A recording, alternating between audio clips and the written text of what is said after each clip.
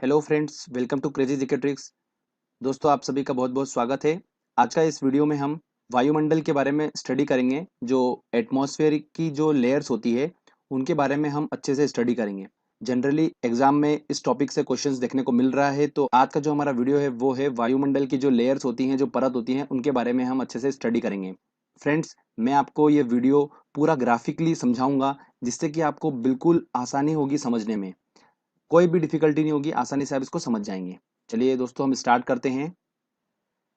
मैं सबसे पहले आपको कुछ इन्फॉर्मेशन बताऊंगा वायुमंडल से रिलेटेड। थोड़ा सा आप उस चीज को ध्यान रखिएगा, फिर मैं आपको ग्राफिकली हर चीज समझाऊंगा।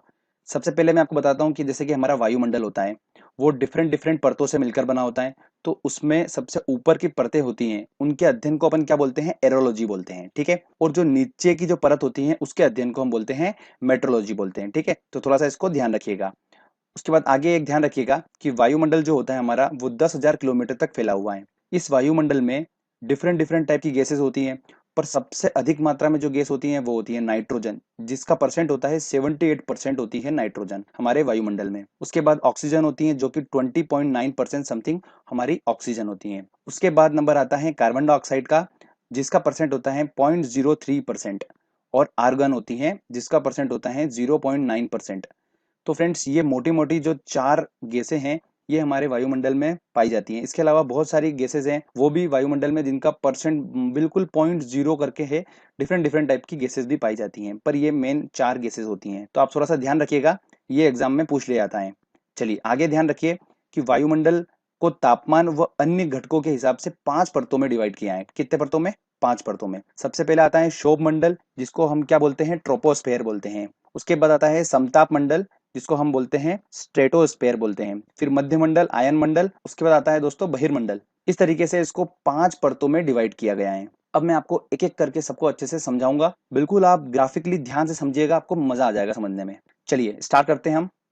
जैसे कि आपको दिख रहा है, ये हमारी अर्थ है, ठीक है। और सन दिख रहा है। अर्थ से लेकर सन तक का जो हमारा है फ्रेंड्स, ये डिफरेंट डिफरेंट हम इसको परतों में डिवाइड करेंगे। देखिएगा आप, सबसे पहले मैं आपको बताता हूँ कि हमारी जो अर्थ की सरफेस है, वहां से लेकर 18 किलोमीटर तक जो हमारा एरिया आता है, ये आता है हमारा शोभ मंडल का एरिया। इसे क्या बोलते हैं? ट्रोपोस्फेयर बोलते हैं। ध्यान रखिए दोस्तों, शोभ मंडल को संवहन मंडल के नाम से भी जाना जाता है। किस नाम से? संवहन मंडल के नाम से, ठीक है। ये एग्जाम में पूछ लिया जाता है क्वेश्चन। तो 18 किलोमीटर तक का एरिया है ये। अब दोस्तों ध्यान से सुनिए, मैं आपको इंपॉर्टेंट पॉइंट्स बता रहा हूँ इस परत के बारे में।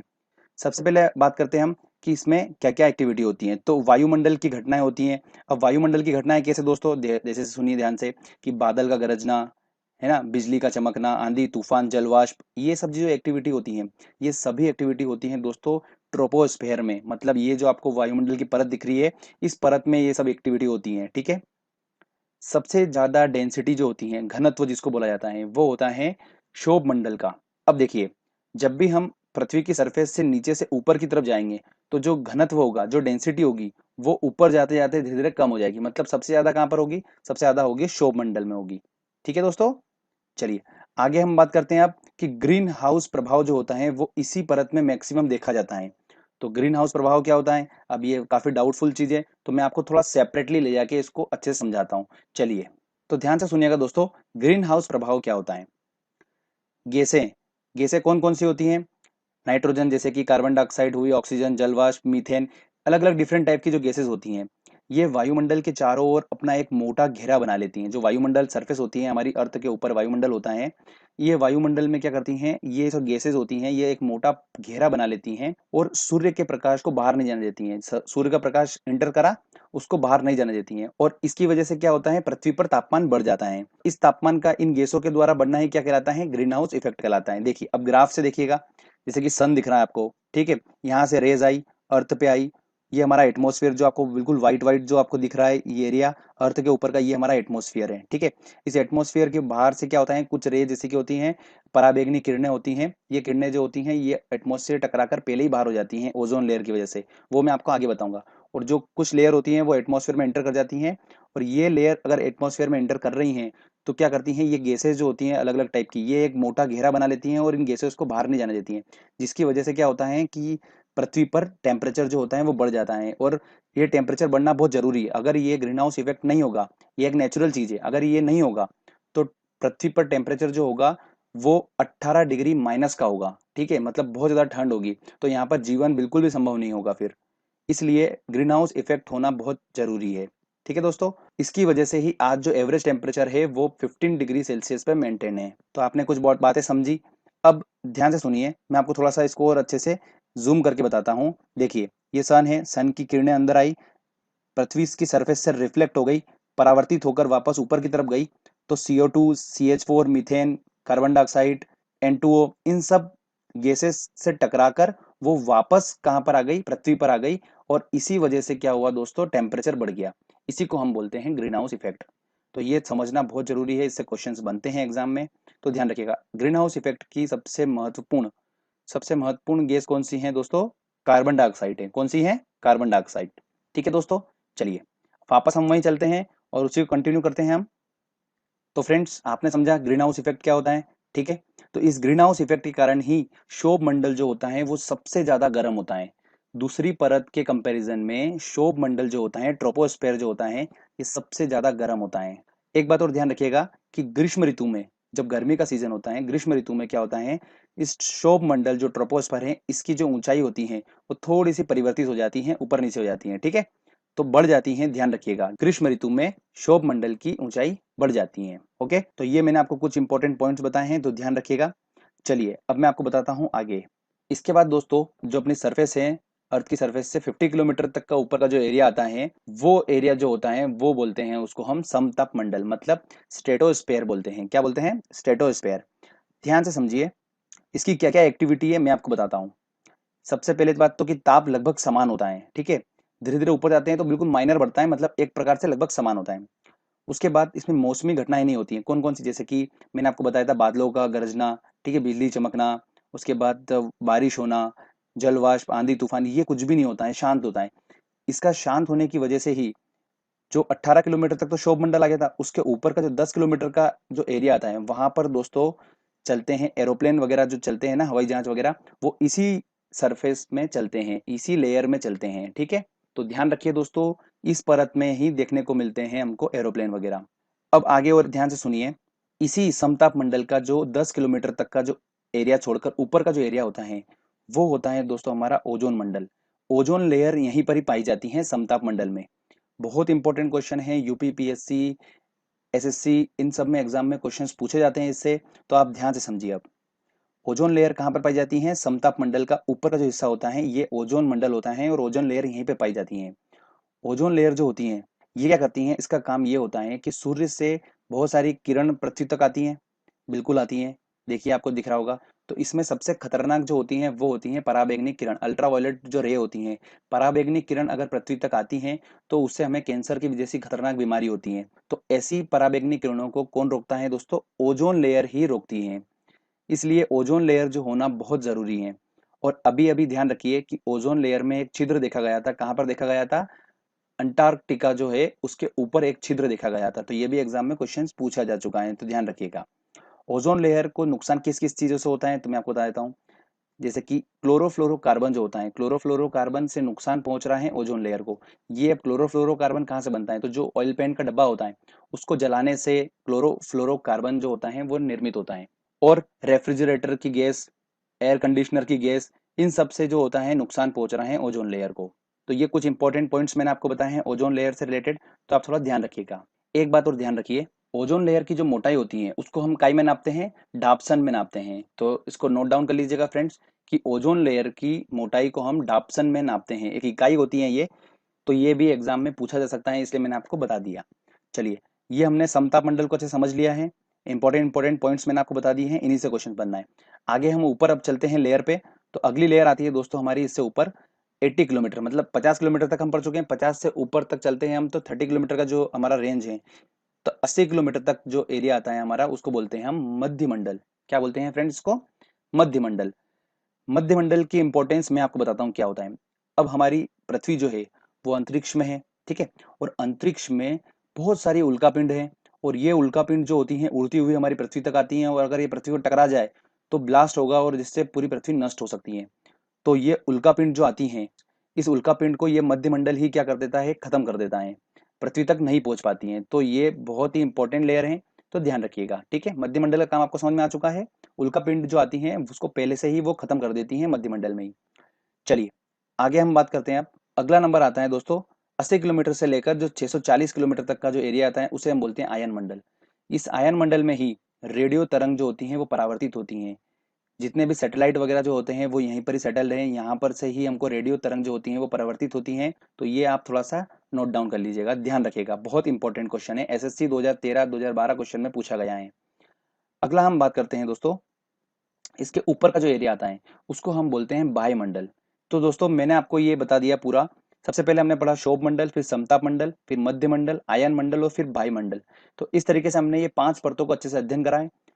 इन सब चीजों को आपको ध्यान रखना है। छोटी छोटी चीजें हैं, अगर ग्राफिकली आपने अच्छे से समझा, इसको सुना होगा तो आपको आई थिंक सारा याद हो गया होगा। ठीक है फ्रेंड्स, दोस्तों अब हमारी बारी है टेस्ट की। हमने अच्छे से टॉपिक को पहले समझा, अब हम लगाएंगे क्वेश्चंस जो प्रीवियसली एग्जाम में क्वेश्चंस पूछे गए हैं, उनको हम सॉल्व करेंगे और आप खुद आसानी से उन क्वेश्चंस को सॉल्व कर पाएंगे। एक भी क्वेश्चन आप गलत नहीं करोगे, सारे क्वेश्चन आप सही करोगे। देखिएगा आप, क्योंकि हमने समझा ही अच्छे तरीके से उसको। एक एक करके चलिए हम क्वेश्चन सॉल्व करते हैं। पहला क्वेश्चन है दोस्तों हमारा, वायुमंडल में सबसे अधिक मात्रा में कौन सी गैस पाई जाती है? तो हमने पढ़ रखा है कि 78% कौन सी गैस होती है? नाइट्रोजन होती है, तो आंसर इसका लगेगा बी। अगला क्वेश्चन है, निम्न में से कौन सी गैस ग्रीन हाउस इफेक्ट के लिए उत्तरदायी थी? देखिए ग्रीन हाउस इफेक्ट के लिए उत्तरदायी थे सबसे ज्यादा कार्बन डाइऑक्साइड, तो इसका आंसर लगेगा डी। मैंने आपको बताया था, तो ध्यान रखिएगा, ठीक है। ये कार्बन डाइऑक्साइड ही होती हैं जिसकी वजह से वो क्या करती हैं, जो किरण होती हैं वो बाहर नहीं जाती हैं एटमॉस्फेयर से और गर्म रखता है कार्बन डाइऑक्साइड। तो आंसर इसका लगेगा डी।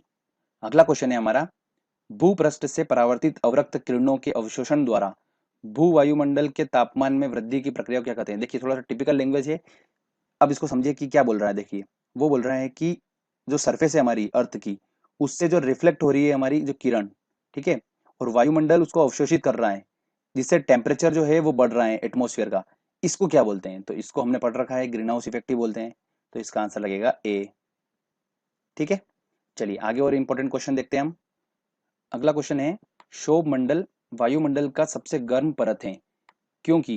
बिल्कुल सही बात है, गर्म परत है क्षोभ मंडल सबसे ज्यादा, ठीक है। ट्रोपोस्फेयर जो है वो सबसे ज्यादा गर्म है क्योंकि ये सूर्य के निकटतम है, बिल्कुल गलत। ये तो इसमें अवशोषित कण है, ये भी गलत बात है। ये पृथ्वी के पृष्ठ से गर्म हो जाती हैं, पृथ्वी के पृष्ठ से गर्म हो जाती हैं, बिल्कुल सही बात बोली है कि पृथ्वी के पृष्ठ से ही रिफ्लेक्ट होती हैं अपनी कौन सी, सन की जो रेज आती हैं उसकी वजह से ही ये क्षोभ मंडल जो होता है वो गर्म हो जाता है। तो इसका आंसर लगेगा दोस्तों सी। ठीक है, वायुमंडल में दैनिक मौसम परिवर्तन किस परत के कारण होता है? तो जो डेली अपना जो मौसम चेंज होता है वो किस परत के कारण होता है? तो वो होता है दोस्तों क्षोभ मंडल के कारण, जो ट्रोपोस्फेयर होती है हमारी उसके कारण होता है। बादल का गरजना वायुमंडल की किस परत में होता है? देखिए हमने क्या देखा था, बादल का गरजना कहाँ पर था? क्षोभ मंडल में था, तो इसका आंसर लगेगा बी। ठीक है, चलिए आगे देखते हैं इंपॉर्टेंट क्वेश्चन और हम। अगला क्वेश्चन है दोस्तों हमारा, हवाई जहाज प्राय फिल इन द ब्लैंक्स में उड़ते हैं। तो हवाई जहाज का मैंने दोस्तों आपको बताया था कि समताप मंडल में जो अदर एक्टिविटी नहीं होती किसी, जैसे कि वर्षा की और बादल का गरजना, बिजली का चमकना, ये सब एक्टिविटी समताप मंडल में नहीं होती है, इसलिए जो बेस्ट होता है सबसे अच्छा हवाई जहाज के लिए वो होता है समताप मंडल। तो इसका आंसर लगेगा ए आंसर। अगला क्वेश्चन है, पृथ्वी की सतह से सबसे दूर वातावरण की परत को क्या कहते हैं? देखिए पृथ्वी की सबसे दूर की परत पूछिए तो सबसे दूर कौन सी होती है दोस्तों? वायुमंडल होती है, तो इसका आंसर लगेगा सी आंसर।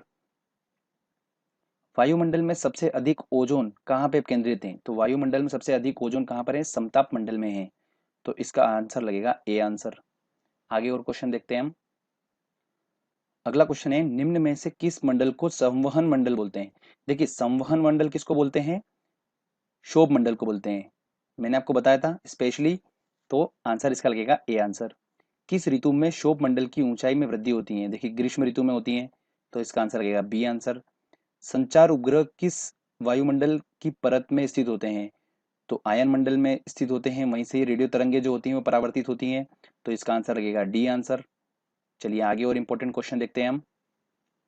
अगला क्वेश्चन है, क्षोभ मंडल में तापमान, क्षोभ मंडल में तापमान जो ट्रोपोस्फेयर है उसकी बात हो रही है, ऊंचाई के साथ घटता है, ऊंचाई के साथ बढ़ता है, अपरिवर्तित रहता है, या पहले घटता है फिर बढ़ता है? तो ट्रोपोस्फेयर में जब हम धीरे धीरे ऊपर की तरफ जाते हैं तो टेम्परेचर जो होता है वो घटता जाता है। तो ध्यान रखिएगा फ्रेंड्स, ये पॉइंट मैं आपको यहाँ पर बता रहा हूँ कि ट्रोपोस्फेयर जो होता है वहां पर जब हम नीचे से अर्थ की सरफेस से ऊपर की तरफ चलते हैं तो धीरे धीरे टेम्परेचर जो होता है उसमें टेम्परेचर में कमी आने लग जाती है। मतलब लगभग एक 162 मीटर के बाद 1 डिग्री सेल्सियस टेम्परेचर कम हो जाता है। तो ऊंचाई के साथ साथ जाने पर टेम्परेचर कम होगा और ऊंचाई पे जाने के साथ साथ भी डेंसिटी भी कम होगी। तो दोनों चीजें, ये दोनों चीज याद रखना, ठीक है। तो इसका आंसर लगेगा ए आंसर। ओजोन परत मुख्यतः पाई जाती है। ओजोन परत कहाँ पर पाई जाती है? तो मैंने आपको बताया था समताप मंडल में पाई जाती हैं। ये इंपॉर्टेंट क्वेश्चन है, बहुत पूछा जाता है क्वेश्चन ये। तो इसका आंसर लगेगा ए आंसर। वातावरण की कौन सी परत रेडियो तरंगों को परावर्तित करती है? तो रेडियो तरंगों को परावर्तित करती है, देखिए समताप मंडल बिल्कुल भी नहीं। शोभ मंडल ये तो सबसे पहली है, तो हो ही नहीं सकता। मध्य मंडल बिल्कुल भी नहीं, मध्य मंडल उल्का पिंड को खत्म कर देती है। और आयन मंडल, बिल्कुल आयन मंडल में ही जो सैटेलाइट वगैरह जो सेटल होती हैं यही रेडियो तरंगों को परावर्तित करती हैं। तो इसका आंसर लगेगा डी आंसर। तो इस तरीके से दोस्तों हमने आसानी से ये टॉपिक को कवर कर लिया, समझ लिया। अगर इससे क्वेश्चन आएगा तो 100% मैं बोल सकता हूँ कि आप क्वेश्चन को आसानी से सॉल्व कर लेंगे, क्योंकि जितना भी इस टॉपिक से रिलेटेड क्वेश्चंस थे मैंने आपको सारे सॉल्व करवा दिए हैं और समझा दिया अच्छे से। प्रैक्टिस करिए इस टॉपिक की अच्छे से।